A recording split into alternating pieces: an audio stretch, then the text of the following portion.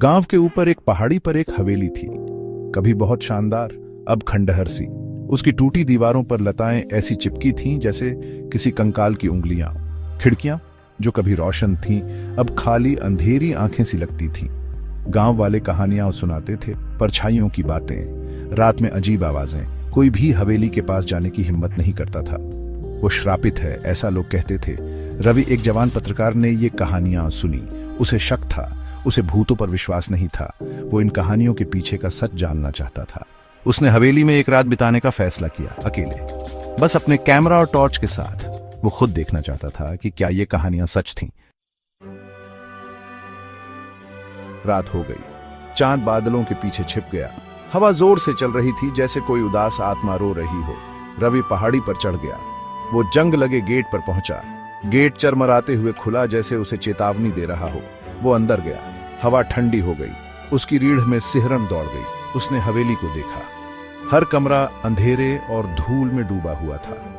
छत से मकड़ी के जाले लटके हुए थे, जैसे भूतिया कफन। उसे लगा जैसे कोई है, कोई या कुछ उसे देख रहा था। उसने एक आवाज सुनी, एक धीमी सी फुसफुसाहट। वो मुड़ा, पर वहां कुछ नहीं था। वो दालान के आखिर में एक कमरे में गया।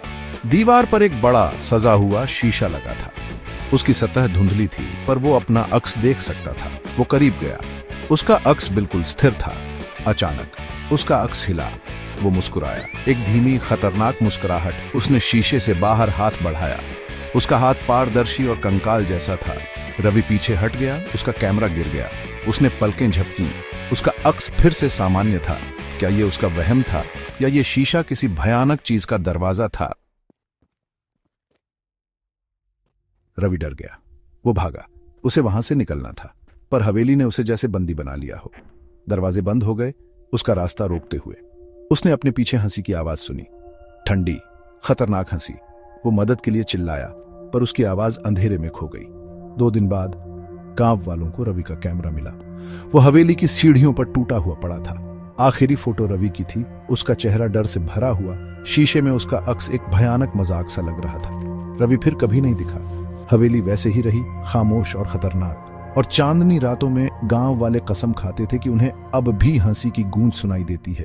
उस श्रापित हवेली की भूतिया हंसी।